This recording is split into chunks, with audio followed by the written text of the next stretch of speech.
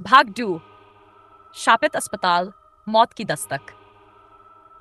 नमस्कार दोस्तों, आपका स्वागत है सुनील श्रीवास्तव डरावनी हिंदी स्टोरी चैनल पर। पिछले एपिसोड में आपने देखा कि रवि, पायल, समीर और नेहा एक शापित अस्पताल में गए थे, जहां उन्होंने अजीब घटनाओं का सामना किया।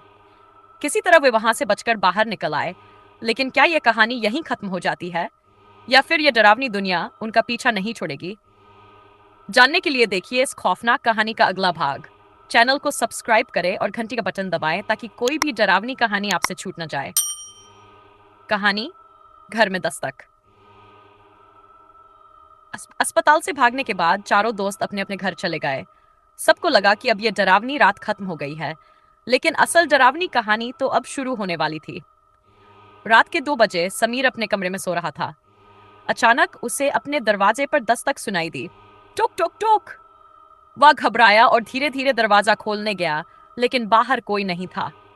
जैसे ही उसने दरवाजा बंद किया, उसके पीछे से एक ठंडी सांस की आवाज आई।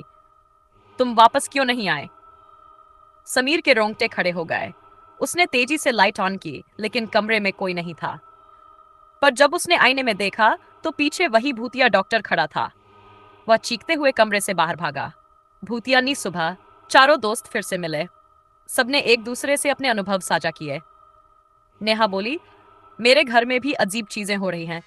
कल रात मेरे बिस्तर पर खून से हाथ के निशान थे। पायल ने डरते हुए कहा, मेरे कमरे में भी अजीब परछाइयां घूम रही थीं। हम अस्पताल से तो बच निकले थे, लेकिन शायद वहां भूत हमारे पीछे आ गया है। रवि ने फैसला किया कि उन्हें फिर से अस्पताल जाना होगा और इस रात से पर्दा उठाना होगा। अस्पताल में वापसी। चारों दोस्त फिर से अस्पताल पहुंचे, लेकिन इस बार जैसे ही उन्होंने अंदर कदम रखा, दरवाजे अपने आप बंद हो गए। अब हम फंस गए हैं, पायल ने घबरा कर कहा। अचानक लाउड स्पीकर से वही आवाज आई, डॉक्टर शर्मा, ऑपरेशन थिएटर में तुरंत आए। मरीज की हालत गंभीर है। रवि ने टॉर्च जलाकर इधर उधर देखा। तभी उन्होंने देखा कि एक दरवाजे पर ताजा खून के निशान थे। हमें अंदर जाना होगा, समीर ने कांपती आवाज में कहा।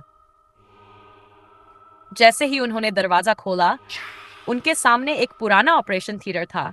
वहां की कुर्सी पर वही डॉक्टर बैठा था, लेकिन इस बार उसकी आंखें सीधे उनकी तरफ थीं। तुम लोग भागकर भी नहीं बच सकते, डॉक्टर की भूतिया आवाज गूंजी। अचानक ऑपरेशन टेबल पर एक लाश पड़ी दिखी, और वह लाश कोई और नहीं बल्कि समीर था। ये मैं कैसे हो सकता हूँ? समीर ने सदमे में कहा। क्योंकि तुम अब भी जिंदा नहीं हो, डॉक्टर ने फिर कहा। चारों दोस्त घबरा गए। क्या सच में वे सब मर चुके थे, या फिर ये कोई भ्रम था? अगला भाग जल्द। दोस्तों, यह था हमारी डरावनी कहानी, शापित अस्पताल, मौत की दस्तक का दूसरा भाग। लेकिन क्या समीर सच में मर चुका है? इंदा साहब, क्या बाकी दोस्त इस भूतिया जाल से बच पाएंगे?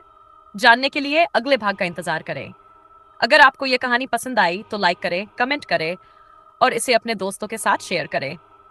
हमारे चैनल सुनील श्रीवास्तव डरावनी हिंदी स्टोरी को सब्सक्राइब करें और घंटी का बटन दबाएं ताकि अगला एपिसोड आपसे मिस न हो जाए।